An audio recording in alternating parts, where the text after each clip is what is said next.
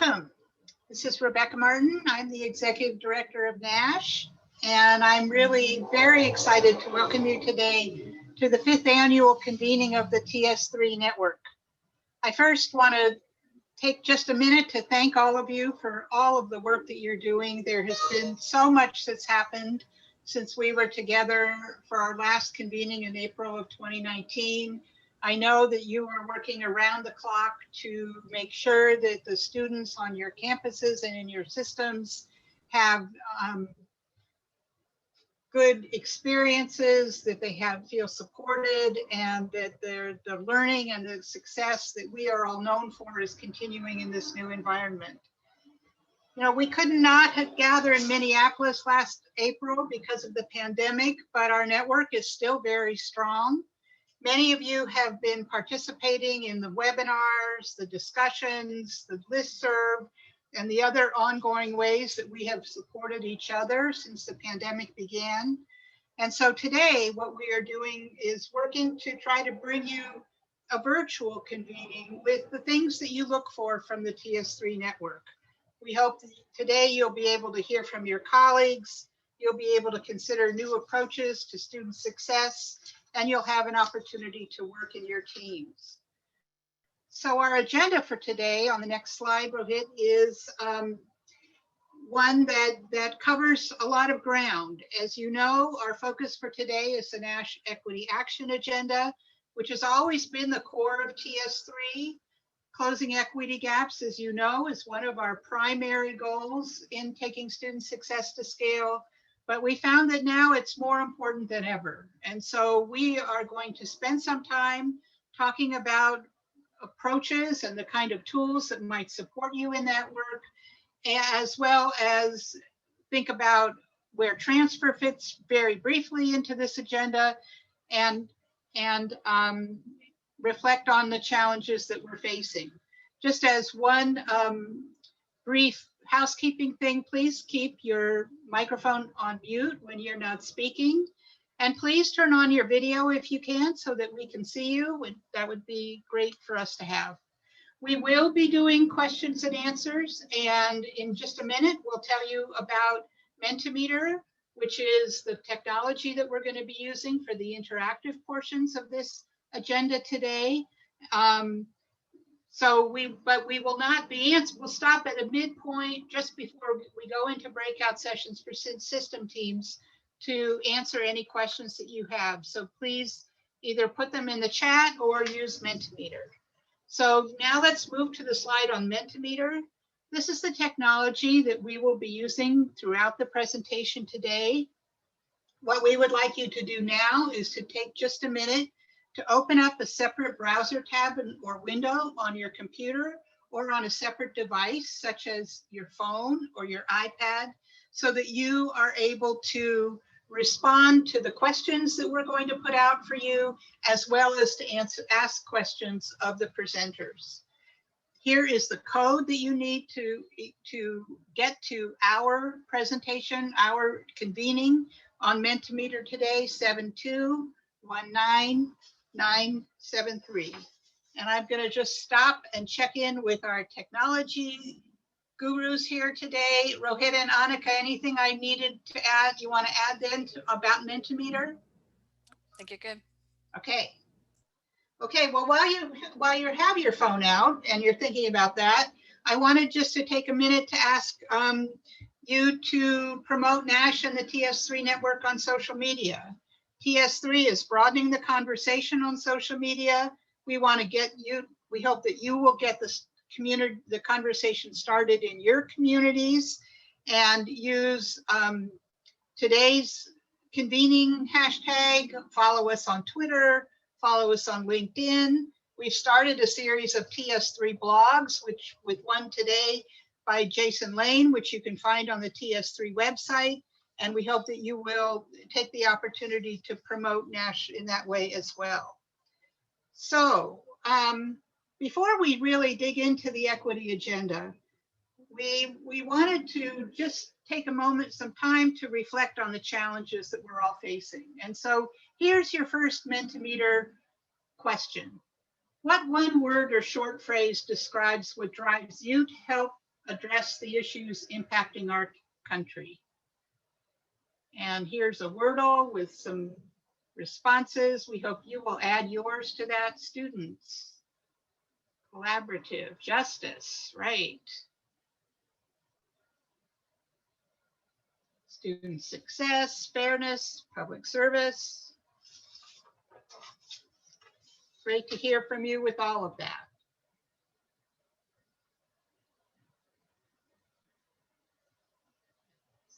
So we have three people who are going to be presenting today to just give us, we've asked them to reflect on the three national challenges that we are facing: health, of course, the economic challenge, and racial justice. We have Nancy Zimper, the founding director of the System Center, Chancellor Emerita from SUNY, Chris Navia, the Associate Vice President for Student Success from the University of Wisconsin System, and Joe Boffman, Senior Vice Chancellor for Academic and Student Affairs at the University System of Maryland. So Nancy, we'll start with you. Great. Hi, everybody. It's just really great to be in the same room with all of you and see so many of you again. So we're kind of cascading these points this afternoon, and I'm going to spend a few minutes on systems and systemness, that notion of the whole is greater than the sum of the parts, or whatever Wikipedia said that word means. But anyway, we have fun with it. And I thought I would just make 5 little modest points. The first of which is, I think it's important today to know that this conversation in the last 5 years has been held in the context of the National Association of System Heads. You could say to yourself, well, we're just another one of those Beltway organizations. And I would have said that too when I joined NASH.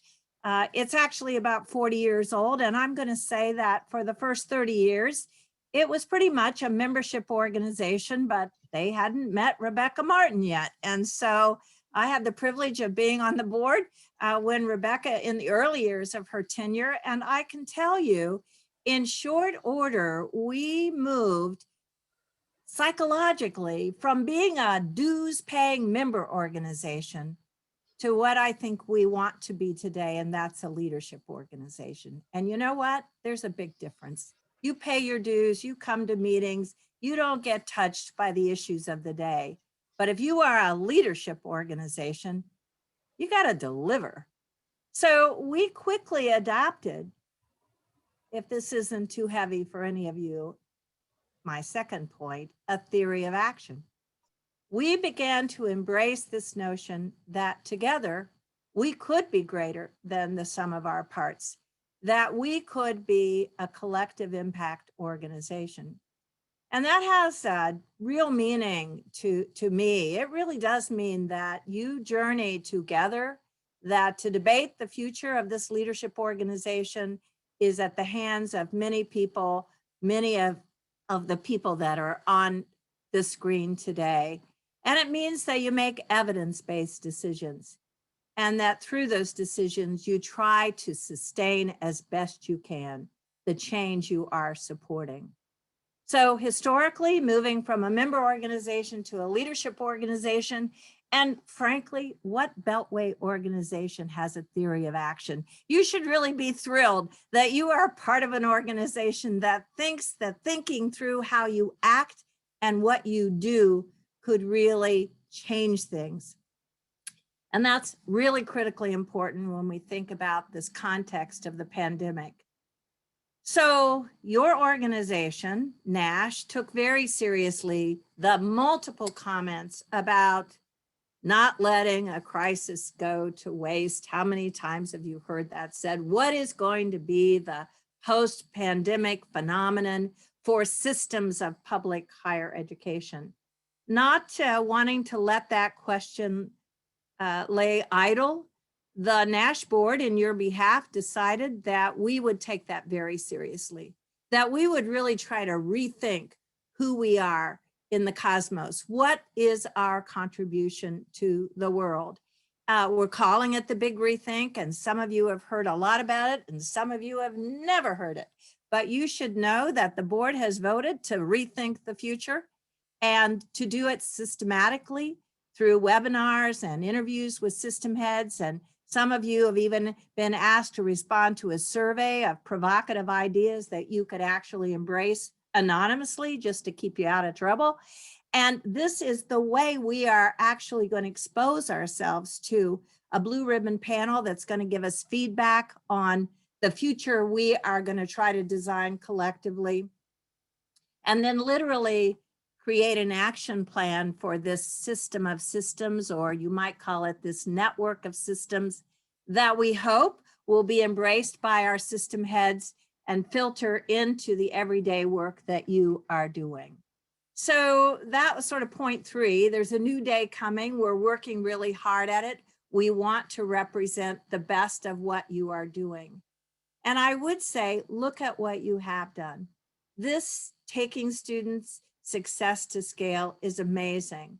Your work with high impact practices, today your work with equity, your conversations about transfer, faculty development, and quality and equity in everything we do. This is amazing. But in the last few days, life has changed dramatically.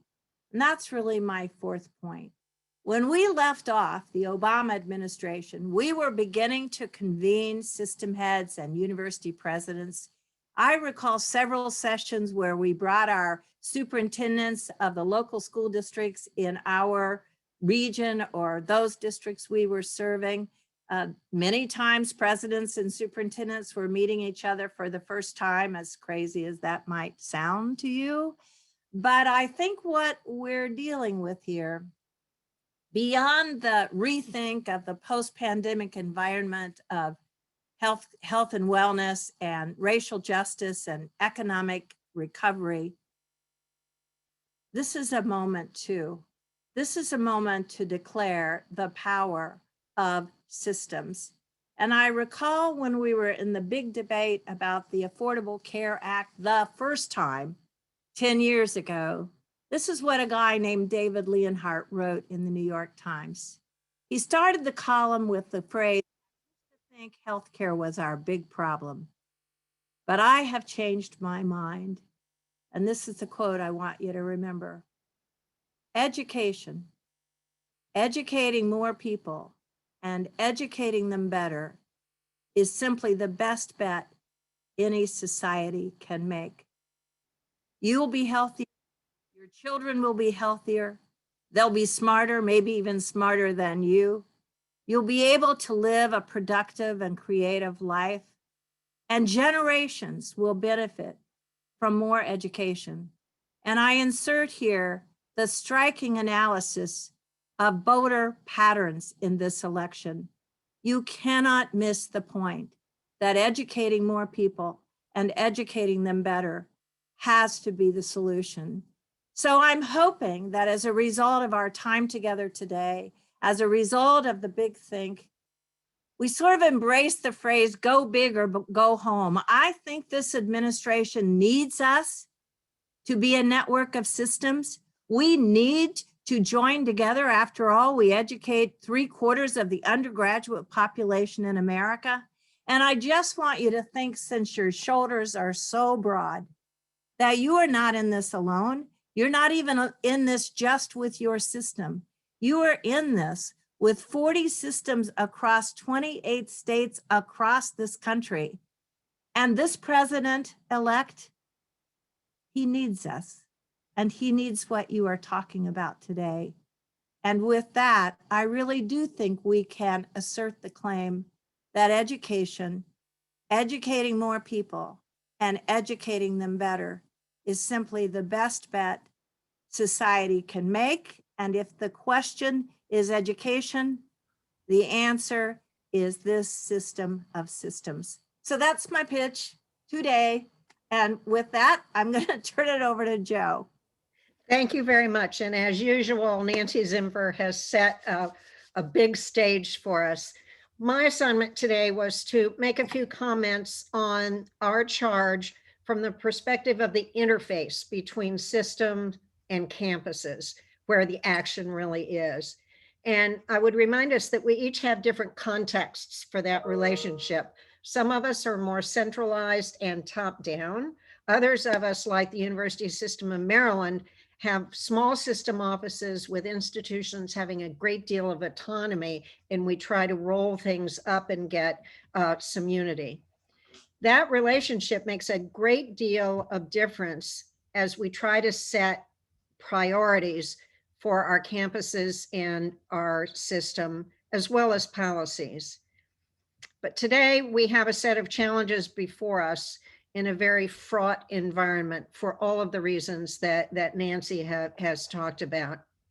And it's a difficult time, but our challenge is, just as Nancy said, nothing less than effectively redesigning public higher education and designing it to make it truly equitable.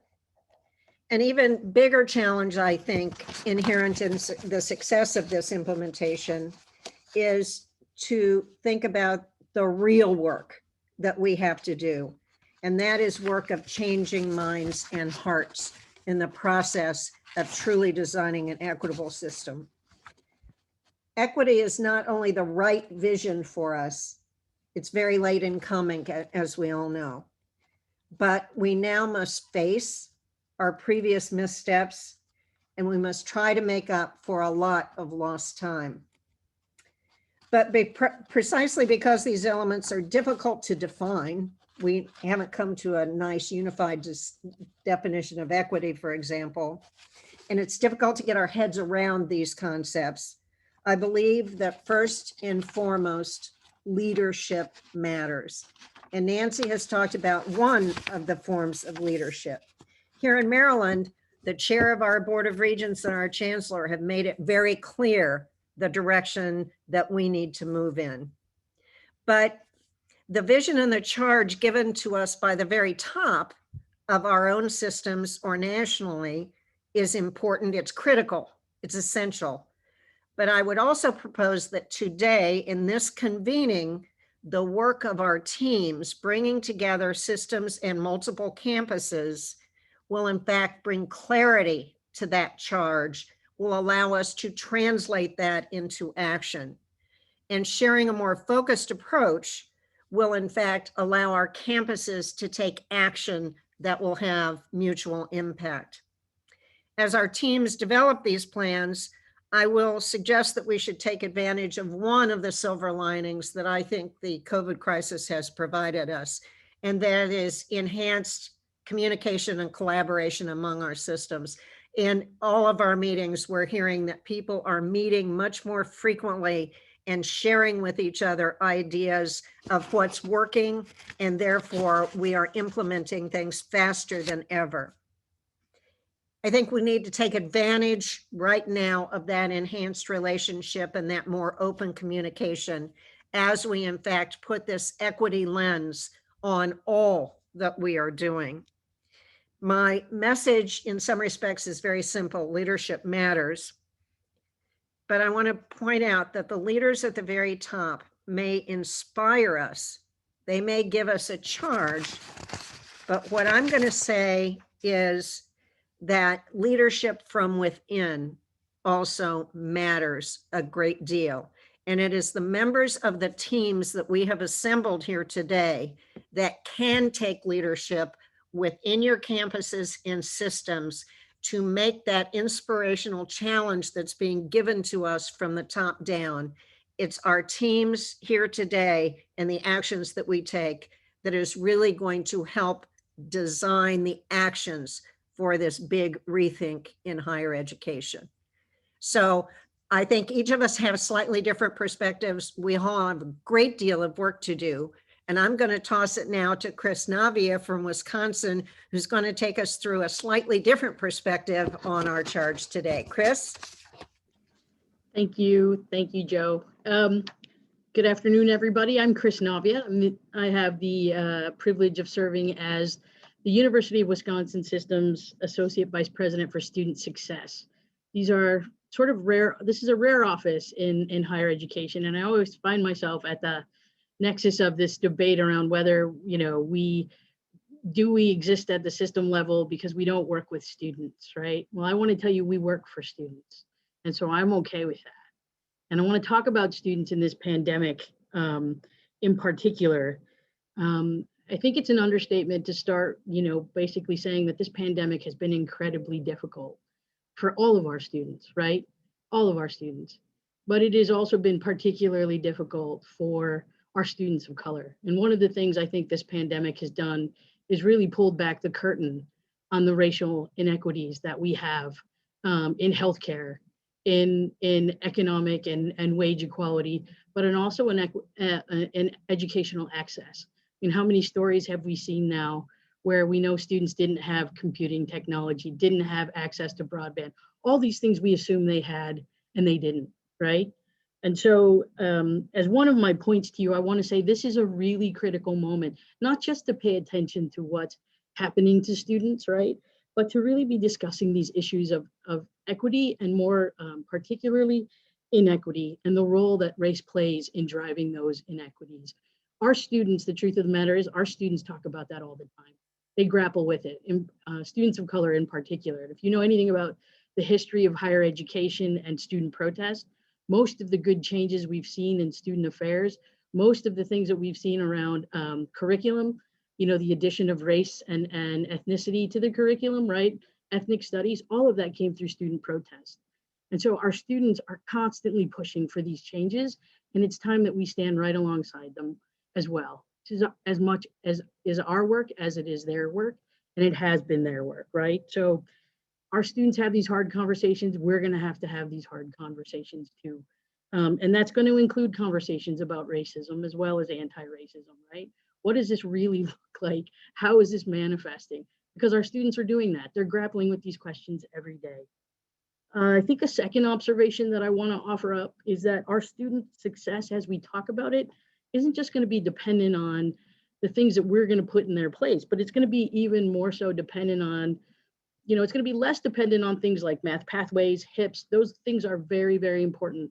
But as we move into the future, we've got to think more holistically about how we serve our students. And the things that we often think of as institutional responsibilities, I think we're going to have to grapple with and think about the role that system plays, and particularly thinking about mental health challenges.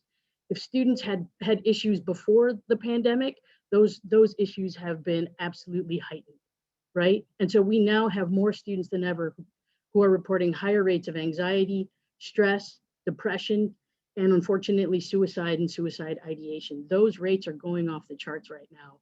And it's going to take all of us to figure out how to help them. I think the third obvious observation that I'll put up is that this is an all hands on deck situation. And so you're going to have times in the next couple of hours where you're debating these questions of what's a system role, what's an institutional role. I'd like you not to go down that rabbit hole.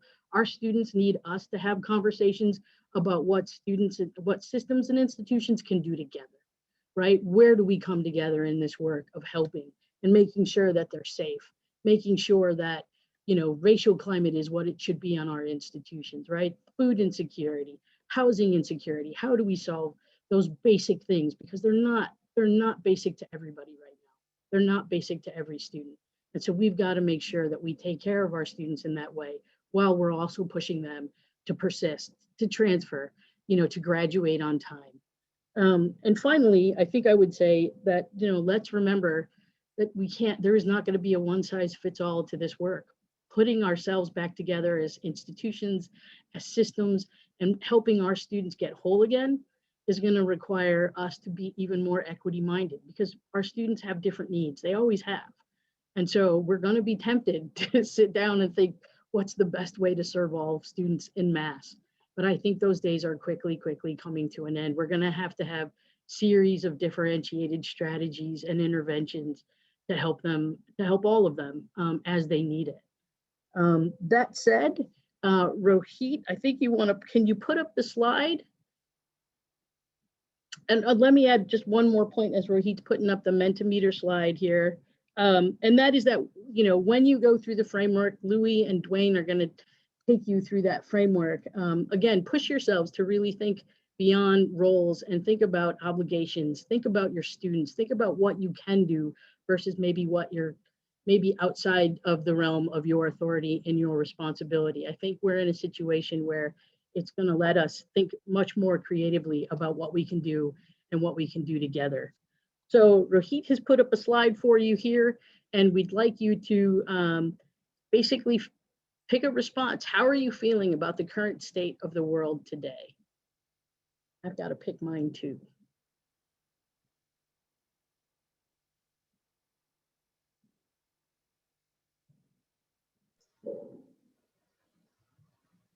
Well, thank you, Chris. Thank you. Lots of different responses here: optimistic, hopeful, worried, hopeful but pessimistic, dread, anxious. Get that? I think there are lots of challenges here. Did you want to Yeah. wrap up, Chris, or did I step on your? No, you're good. I'm just heartened by people saying they're hopeful. Yes, I know you're tired. I am too. It's okay to be nervous. This work is really messy work, but it's supposed to be messy. What got here was messy. So to get our way out, we've got to get ourselves through that mess. Hang in there, everybody. Okay. Well, so now we're going to turn and talk about the Nash Equity Action Framework.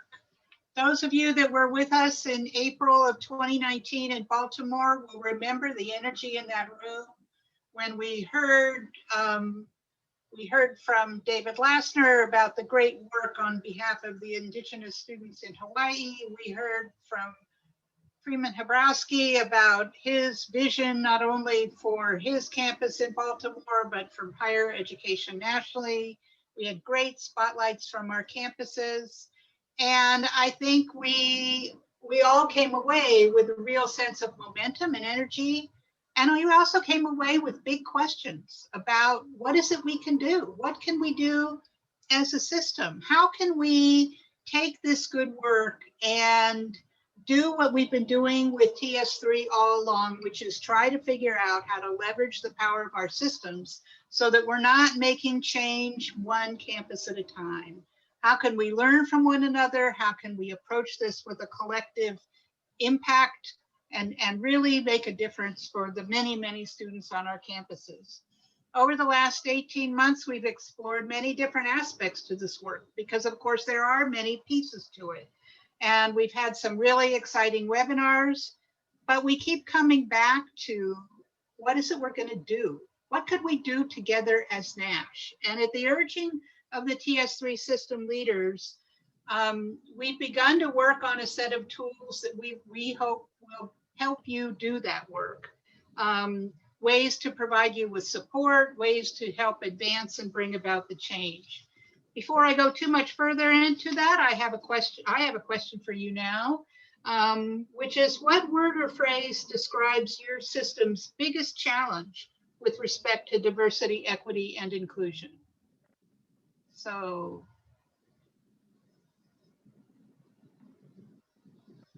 I'm sure you have lots of challenges out there, but maybe sustainability, history, budget, politics, racism for sure. We're feeling so far behind. Culture, focus. There's your leadership, Joe. It's a challenge. Resources, retention. Our institutions are also different. Yes, they are different, but I believe there's still things we can think about doing together. Being located in a conservative state, consistency. So there are lots of issues here, and we hope that the tools that we've worked on will help you with some of them. As the discussions continued over the last 6 months or so in the TS3 leadership team, the Nash board has developed a statement on equity and anti-racism, and this is in your program materials. I don't expect you to read it here, but I wanted you to see where Nash stands on these issues as an organization. And so I've been very privileged really over, I guess, the past 6 months to work with a team of very highly dedicated and skilled people, leaders from your systems. Dwayne Morgan from the University System of Maryland, Rebecca Karoff from the University of Texas System, Louis Rodriguez, who provides us with a campus perspective and that grounding from the University of Texas at El Paso, and Chris Navia, who you just heard from the University of Wisconsin System. So building on the very strong work that's out there in the field that I'm sure you all know about at the campus level, for national leaders such as Estella Ben-Simone at Q, Tia McNair at AAC&U, as well as the efforts of this work going on in our systems. What we have tried to develop in the Equity Action Framework is a tool that really will help systems figure out where they are in the work and envision where they need to move forward. We've envisioned multiple roles for systems. There are lots of different entry points to this work, so it's not necessarily a continuum. It may not all have the same relevance for you, but then we're hoping that there'll be a few sections that really will resonate and give you some tools to use to work at the system level and work with your campuses. This is intended to be an internal tool to assess progress and build towards concrete action. I can't say this enough. This is not a scorecard. It's not a report card. You're not going to get a score. We're not going to ask you to share it with each other unless you want to. It's really intended to give you a set of tools to help you guide conversations, to guide reflections, and dig deeper into what is going on in your system and how you might move the agenda forward. So I should say also that we are really treating this as a beta version. This is a work in progress. We really want to hear your feedback. So we'll be looking forward to that. You're not going to get the whole thing today. We're going to show you a piece of it just to give you a flavor of how it works.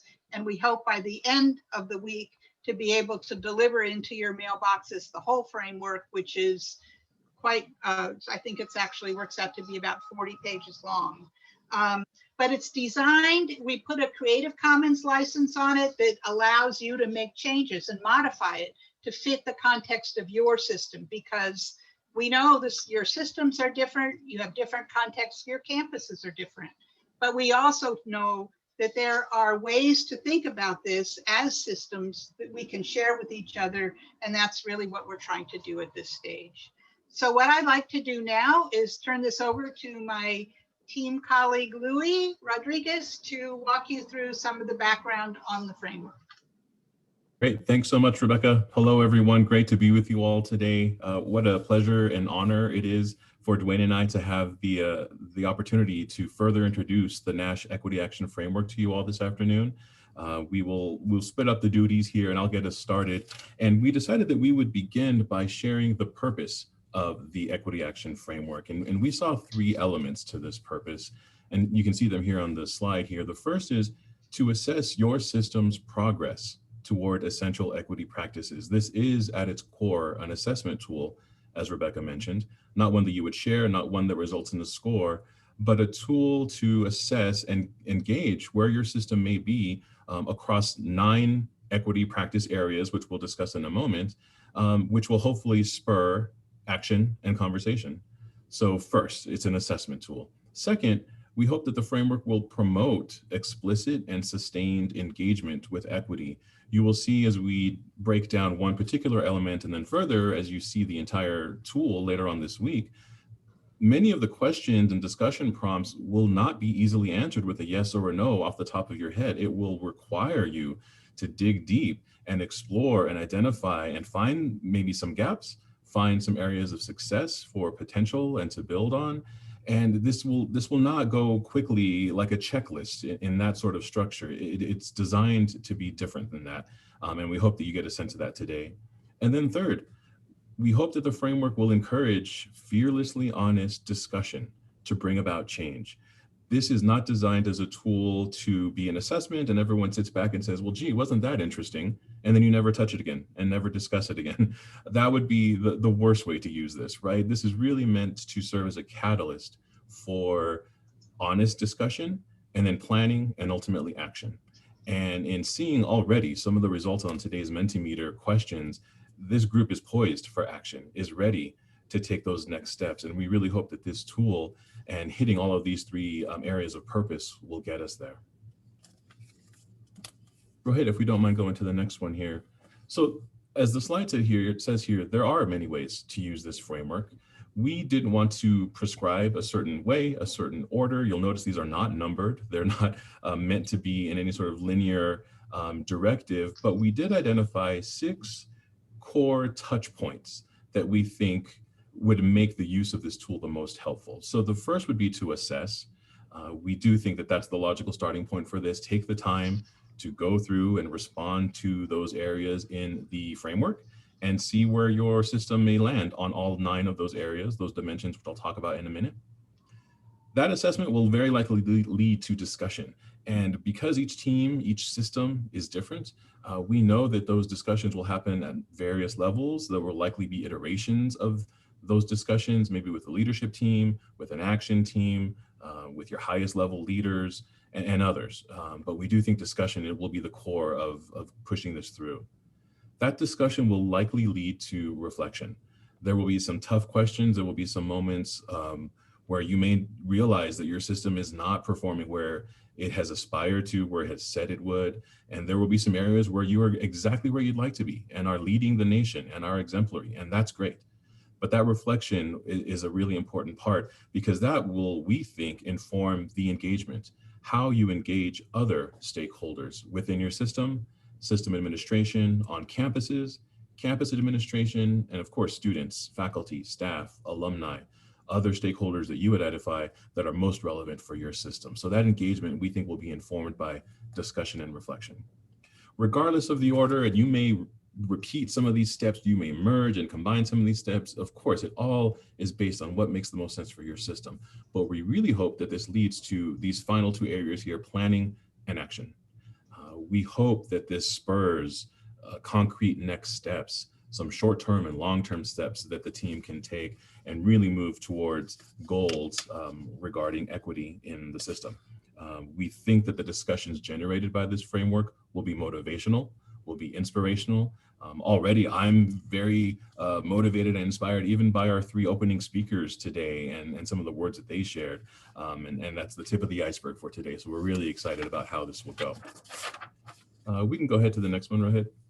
We wanted to remind you all of 2 key definitions. You've seen these in your pre-conference materials, the definitions for equity and anti-racism. We won't read them for you, but we hope that you had a chance as a team to discuss these and explore what they mean at your system in preparation for today's convening. And we hope that that conversation continues today and this afternoon as you engage with the tool itself and the snippet that we have prepared to share with you all. So again, just a reminder of these key definitions.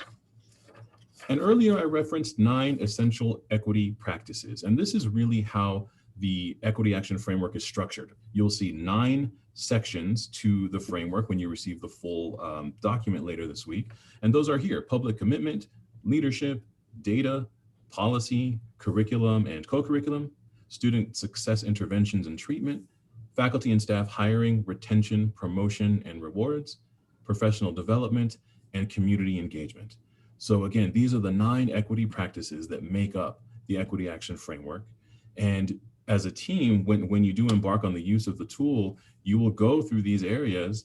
And again, it's an assessment tool. You will assess where your system falls on each of these. And there is a continuum that Dwayne will walk you through for each of these. So we know that in one of these areas or 2 of these areas, you may be exemplary and exactly where you'd like to be, but maybe in a couple of others, you're nowhere near where you'd like to be when it comes to equity. And that's the beauty of the tool, that it's flexible and it helps you identify those gaps, those areas to celebrate, and hopefully push you towards a plan of action. These 9 areas we'll mention were identified by both the Equity Action team, but also our listening to you all as NASH members about what the major areas are where we can most directly impact equity within our systems. And you told us it was these areas. This was based off of years of wisdom and experience and your work, both at the campus level, at the system level, and beyond, telling us that these were the main avenues where we can directly impact equity. There may be others, there likely are. And for your system, that's fine if you identify other areas. As Rebecca mentioned, this is meant to be a flexible, adaptable tool, but we thought these 9 core areas made a lot of sense to include in this first iteration of the framework. So with that, let me turn it over to Dwayne, who will walk you through this continuum that I mentioned and through the rest of the framework. Dwayne? Great. Thank you, Louis. And we'll go on to the next slide of where we'll talk about the scale of adoption. Just some background here. The development of the points on the scale that you see came about as a result of our team's research and review of some of the existing equity-related rubrics and institutional self-improvement tools that are out there. In fact, the first four points on the scale, the not present, beginning, emerging, and established. These are probably common to you and some of the other work that you've done with institutional or programmatic assessment and reviews. And we have included some of that important foundation information that we gathered in a section at the end of the frameworks document. And we call that section our selected resources section of the frameworks document. And again, as this is a living, breathing document, we think that over time, that section will likely grow. Now, based on the prior resources or existing resources and prior research, of course, our team deliberated long and hard about what would be the NASH contribution to this area of work. And of course, you listened already to Nancy Zimfer this morning or this afternoon, and about her talk about systemness and this whole great, her contextualizing of system opportunities. In one of her early speeches, actually, back in, I think, 2012 or before that, she was talking about her state university system of the State University System of New York. And she said that the system has many assets, but there is no one greater than our systemness. Beyond the individual strengths that each of our 64 campuses possess, there's a powerful and unmatched capacity to reach our most ambitious goals together and to realize our highest achievements. In, I guess it was 2012 and beyond, SUNY will tap into the power of systemness to create a more affordable, productive, and accessible university experience while doing its part to generate economic development, create jobs, and prepare the workforce of tomorrow for New York State. And Dr. Zimfer's words, of course, are very relevant to each of us today, and we could add our own system's name into that in our own state in place of New York. And because it's very relevant. And so with our scale of adoption, when we're talking about it, we landed upon this whole notion of systemness. And for us, we thought of it in terms of the state, the quality or condition of a complex system that is of a set of interconnected elements that behave as, or to appear to be, a whole exhibiting behavior distinct from the behavior of the parts. Again, the whole is greater than the sum of its parts. In the context of the framework, the systemness indicates a practice that is implemented across the system and at a depth that reflects core system priority and supports collaboration and sharing of resources across campuses. And it's beyond certainly the established to this whole notion of systemness. On the next slide, we're going to go into more depth about that, and you're going to see considerations for the work and this framework in relation to the equity lens. Of course, in the documents that Rebecca provided for us, there is a definition of equity that NASH has given us in the equity statement. This equity framework that we're going to be working with today advances the important elements of the equity mindedness by providing system level approaches to ensure that students of all backgrounds are not only welcomed, but achieve high student success outcomes, with particular focus on students from underserved communities, including, but not limited to, Black, Latinx, Indigenous, and low-income populations. As you consider the framework and the work today in the context of your system and the work that system teams will be doing, it will be important to define the underserved communities in your own system or region or state. Rather than spend a lot of time dissecting the terms used in the framework, we suggest that you first think about the statement in relation to the student groups that your student system aims to better support. those where you have the known equity gaps and there is a need, established need for improvement. And as we move on in the next slide, we're going to actually go into the actual framework. Well, I'll walk through some of the elements of the framework. Now, for today's convening, we are focusing on essential equity practice number 6, which is the student success. And there we are looking at multiple ways that systems and institutions can, acknowledging that there are multiple ways that systems can engage with this framework tool. As Louis mentioned before, you can assess, or you can use it as a sort of goal setting. While the framework seeks to be comprehensive in the essential equity practices and dimensions of system level work that are included, our team recognized that it is comprehensiveness may be daunting, and that the equity is almost always a work in progress. And so with that in mind, let us look at the actual screen today.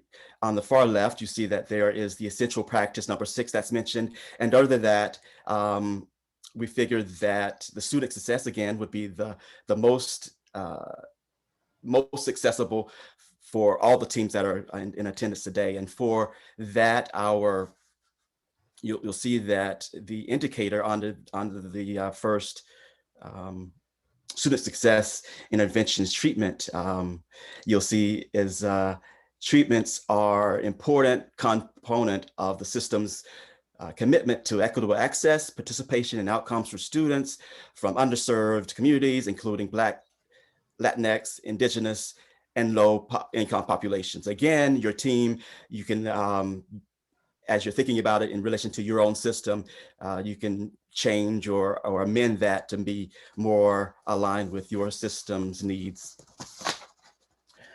Now, when you receive the full frameworks document, you'll find that each essential practice has multiple elements.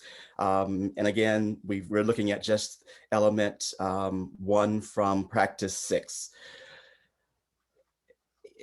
And moving from the first column, in the second column, you'll see that we have the actual stages of adoption column to determine which stage you're actually working in.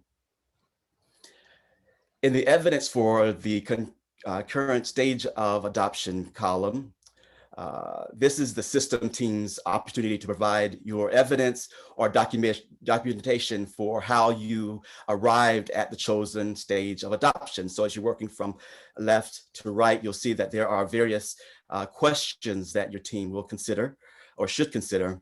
And then again, this is another area where we think that if while working, you and your team come across some important questions that are not part of this, we would love to hear back from you about other questions that you consider to make your determination about stage of adoption. And then as you move on to the evidence for the stage of current stage of adoption, this is where we want you to actually put in those documentation for the evidence. And finally, we have given opportunities for the teams to really talk about those long-term improvement strategies or easy wins in that final columns. In the final column, for many, it might be easier to talk about, work from the right to left, because it might be easier to say, hey team, these are some of our easy wins or opportunities that are just so prevalent for us that we can actually start there and then work our way from the other way. So in terms of using the actual framework, there's a lot of flexibility with really accounting for how the teams and the systems see their work and where you are in the current work. And as we are moving on to the actual question and answer, you can actually ask questions to us as terms of what and how you see this particular framework being used in your teams. With that, I'll actually open the floor up. Okay, so you use Mentimeter. You can begin to put in questions. Here's one that started to come in through through the chat, but I see it here now. May I ask why some of the AAPI communities are not included? We did not attempt to define underserved communities. We pointed to, we said inclusive of, with particular reference to, but we did that with intentionally to have you focus on what are the underserved communities in your system, in your state, in your region that you may need to pay attention to. And so I think I'll just look to my colleagues on the team. Rebecca Karoff, you want to add anything to that? No, but I love the question because it's precisely the kind of thinking that we all had and the debates we had and the naming of particular identities in student populations. And then we realized that it's really going to be important for individual systems and people using the framework to sort of determine who their populations of opportunity and underserved communities are. So thanks for that question. Other questions? How does this coordinate with the presentation? I don't see what's on the slide. Not sure what that means. What we're looking for are questions from the audience at this point. And if you don't have any questions, we could move on. Okay, I'm going to take that as do you have measures of success in mind? We do have a section on data, and we are focused in that area, particularly on data as it applies to equity. And I'm going to maybe let Chris answer that question. Yeah, I think in the data section, we do talk about the metrics and what kinds of metrics we're looking at. How do we operationalize and define student success? So you would get that, you'd get that larger question in the data section. It's kind of varied, and the notion of student success is kind of in almost every component of that section.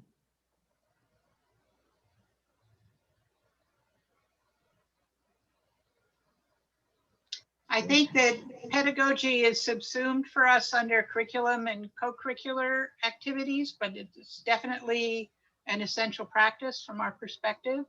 It also comes into play in professional development for faculty and instructional staff.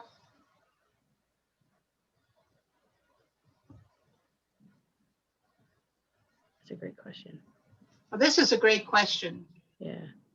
I think if you've got multiple groups tackling the issue, you're ahead of the game. I mean, you really want this to be more than just one office, more than just the rule of one person. And I think that you could use the tool by asking different groups to sit down and assess where they are and compare the results, because it may be that it looks like progress to one group doesn't look like progress to another, and can really help you discern more about what's going on.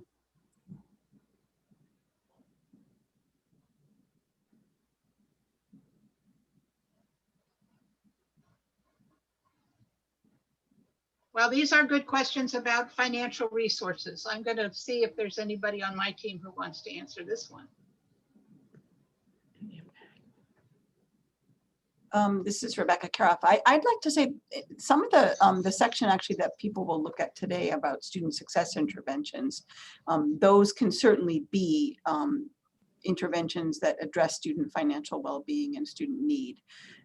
So whether we've asked that specific question, not necessarily. The great thing about this framework is there's a place in each section for systems to add their own essential practice and their own guiding questions that allow them to answer.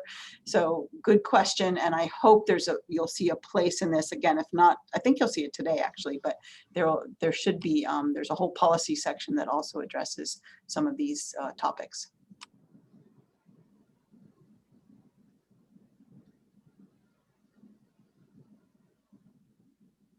So yes, We do plan on updating this and having additional versions of it. This is an open resource, and what we have, in the way we have put the Creative Commons license on it, what we have asked is that if you do modify it, that you share it back.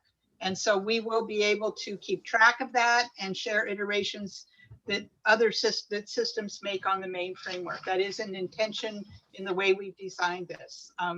It's a big undertaking. If you all get out there and start using it right away, we get floods of resources back from you.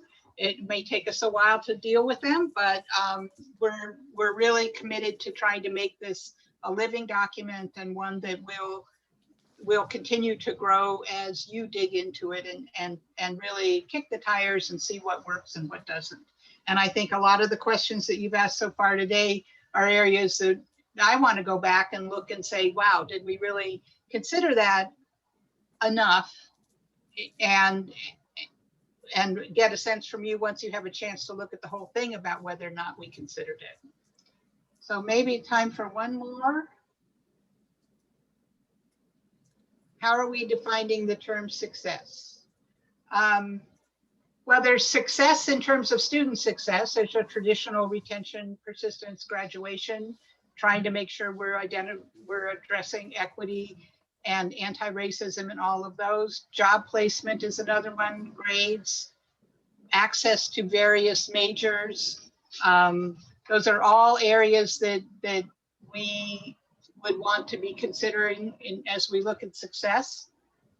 But I don't have anybody want to tackle that one? Dwayne, what would it look in terms of community? Yeah, I think that's a great question. And then that's another area where the team, we deliberate how much of this to actually state in the framework.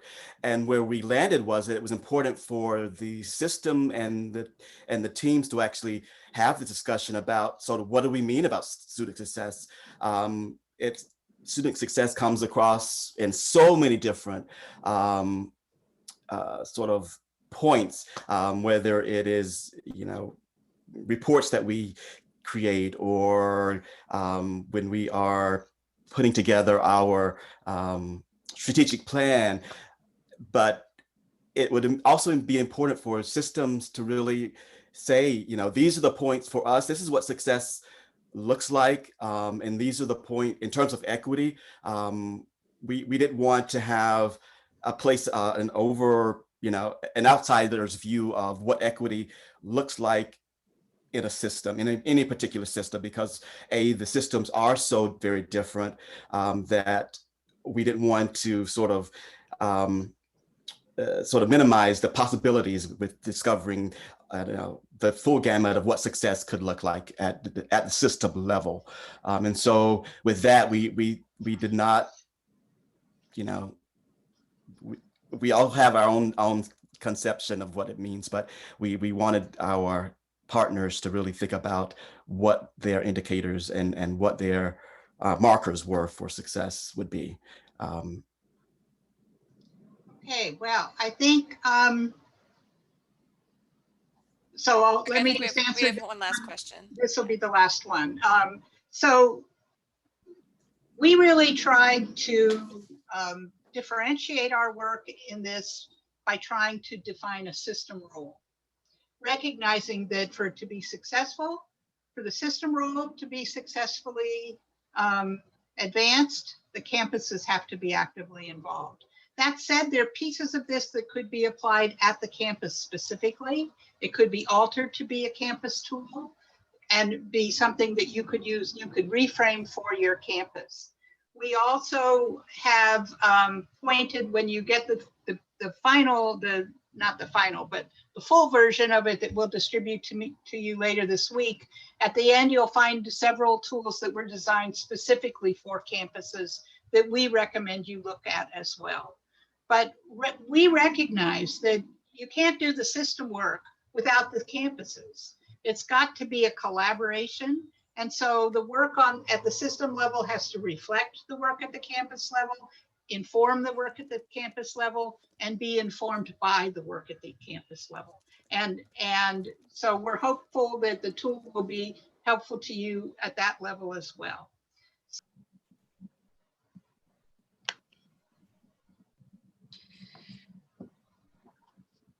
Well, people can keep identifying their image, but we did want to, well, we're in a virtual format. We can't do the kind of more broad sharing out of team time that we normally would do at one of these convenings, but we did want to turn to a couple of systems and ask what your first engagement with the Equity Action Framework was like. And if it's okay with my good friend, Rosemary Haggart in the University of North Texas system, I think I'd like to turn to you, Rosemary, and ask you first which image you chose, and also if you could share for a couple of minutes how your team time went. Thank you, Rebecca. You may have noticed, Rebecca, at one point I came in under Lindsay's name and then they changed my name to your name. I was you for a little while. Well, you want to do this? I was so honored. Thanks for asking. I did choose the compass because I think that this Equity Action Framework comes to us at a very particularly important time for my system. Some of you may know the University of North Texas system is small. We only have 3 institutions, but they're 3 very different institutions. And we have an Equity and Student Success Coalition that's been developed since January, but really has taken hold the last few months. And so my team and I got an opportunity to engage with the framework and begin to ask questions that we didn't particularly know whether we had the answers to or not, but we've defined the questions. And I think the framework's going to be really important to us in helping us plan our work going into the rest of this academic year on how exactly what questions are we going to ask and how are we going to try to support our system, the work being done by our individual institutions, and what role my office may play in supporting that work.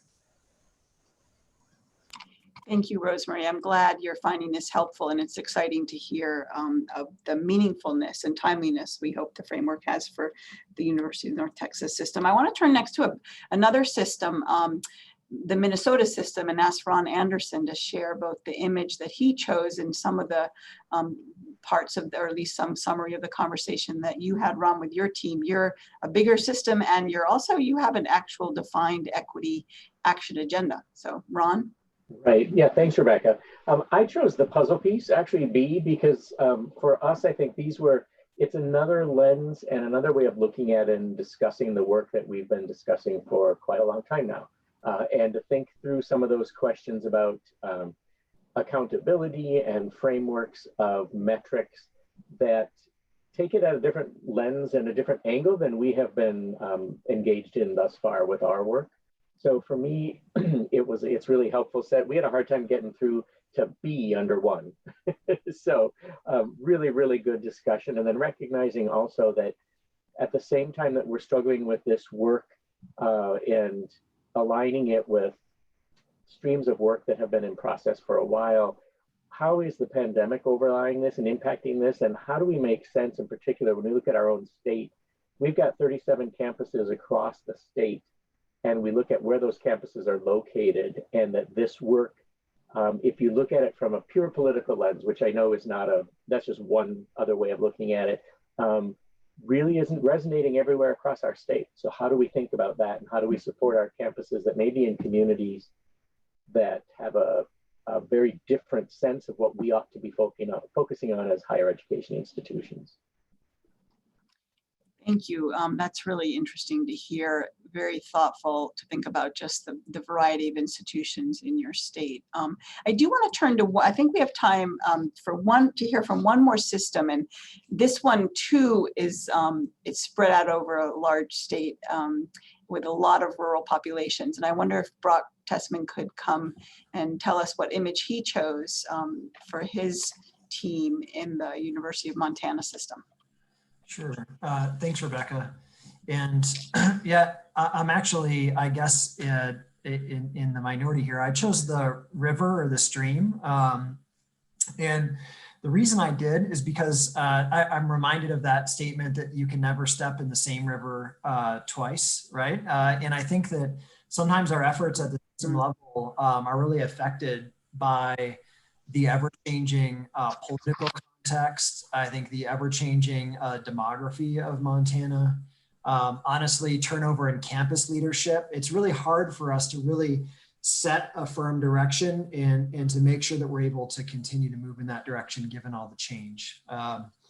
And in terms of this, this framework within our system, you mentioned one of the things that stands out in Montana is that we have very, very different institutions within our system, ranging all the way from 2-year institutions with several hundred students, all the way up to Research One doctoral institutions with about 20,000. And so I think this framework will be really a wonderful way to bring together such different institutions.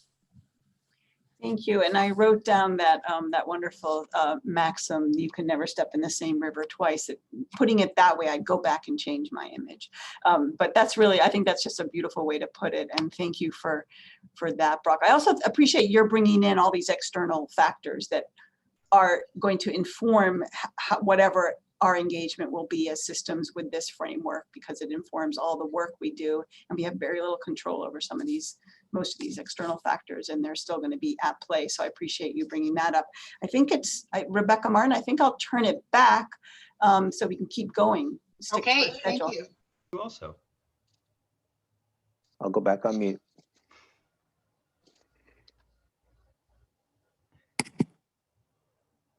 Okay, well, it looks like everybody, well, not quite. Let's see, a few more screens changing for me. I think most everybody's back.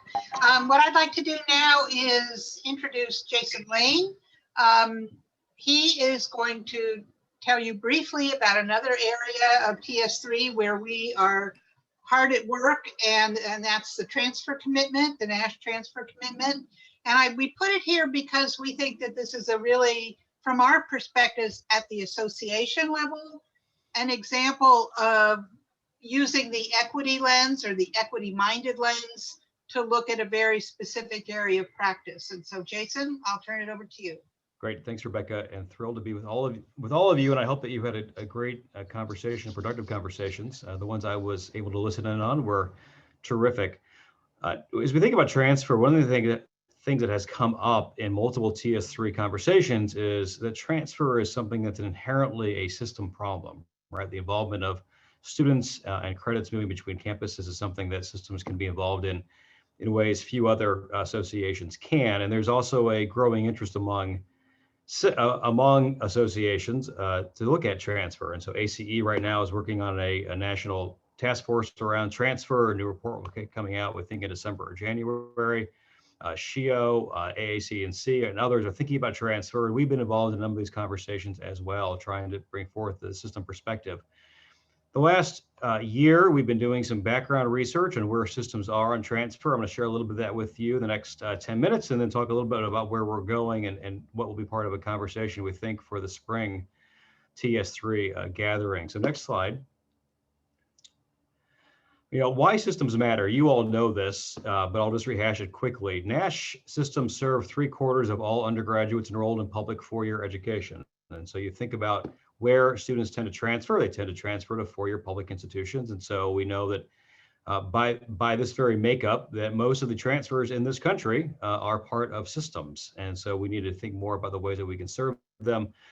System level policies can level the playing field across multiple institutions, as opposed to working institution by institution and having institutions come to an agreement. The systems can work across institutions. Comprehensive systems that have both community colleges and four-year institutions have a particular ability to level the playing field, although we know that a number of the four-year systems are working with their two-year system colleagues to develop inter-system transfer agreements.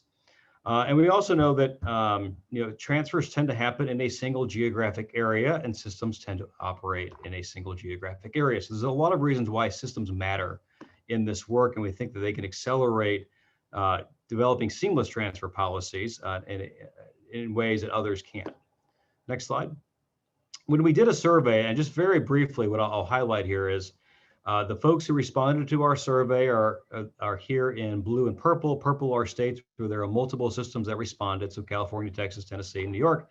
Blue is where we had single systems respond, but some of the key areas that systems are working on are the development of transfer pathways, really trying to articulate what exactly students can take with them from one campus to another.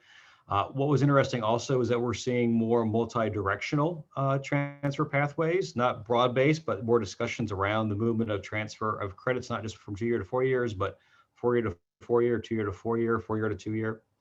A focus on common general education requirements or course equivalencies, looking at common courses in the major, what could be transferring in those first couple of years. Creating transfer both majors and minors. These are degrees specifically for transfers to better allow them to meet the requirements of a program that they're transferring into. I mentioned earlier inter-system pathways, and so we see this in Wisconsin and Maryland and elsewhere where systems are working with other systems to develop transfer agreements. Interestingly, technological supports are coming up more so now.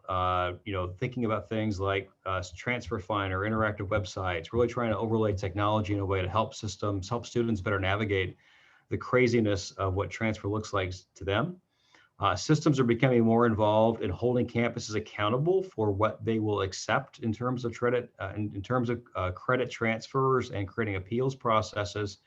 And assessing policy implementation outcomes, so developing ways that they can actually assess. What I would say is holistically, where most of the transfer conversation in the US is focused on the transaction of moving one credit from an institution to another, the ways in which systems are beginning to approach this is more about the holistic process of what a transfer student experience is like and trying to understand how to help students not just move credits, but be successful once they do move those credits and providing wraparound supports. So out of this, we have developed and working on a transfer statement. Next slide. My thanks to Dan Knox at SUNY, Rebecca Karoff at Texas, and Carlene in Wisconsin. Really been trying to understand more what a transfer statement would look like. And here is a draft of it, but essentially looking at this holistic model, right? That transfer is a experience, not just a transaction. Very much so focused on equity. Right, that we know in transfer students who are the most likely not to be able to transfer credits, those who who are most likely not to graduate after they transfer tend to be from underrepresented communities. And so we know we very much need to take an equity-minded approach to understanding transfer and advancing transfer. And of course, the other things here are dual credit, advancing technology, the ways that make all that happen. But what I would say is, as an association, what we're trying to say is that transfer is an experience of students that we should think about holistically, and we very much need to be thinking about the equity issues associated with transfer. Next slide. So moving forward, this is a very brief overview of a lot that we have going on. We have a steering committee that is meeting to move from a statement to a set of action-oriented activities. We hope that we will be able to obtain some funding to be able to support systems in doing transfer-related work and developing more multi-campus transfer frameworks and advancing that work and studying it to see what works and what doesn't. We are hoping to, and if it works with you all, include a transfer as a focus on the upcoming spring TS3 convening. We know that transfer is likely to be even more important as we work through COVID and try to help students move between institutions. And so we think this is going to be something important for our communities. And if you're interested in this work, if you're doing work in transfer, if your system has some interesting work, or you're just wanting to find out more about what we're doing, would encourage you to reach out to Maria Kahn, who's the Assistant Director of the System Center, to let us know, and we'd love to have a conversation with you about the work that you're doing as well.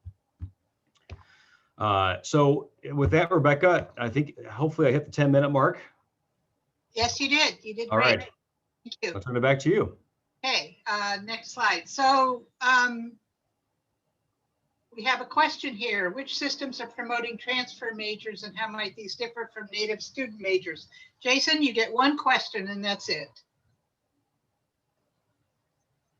Oh, so how about which systems are promoting transfer majors?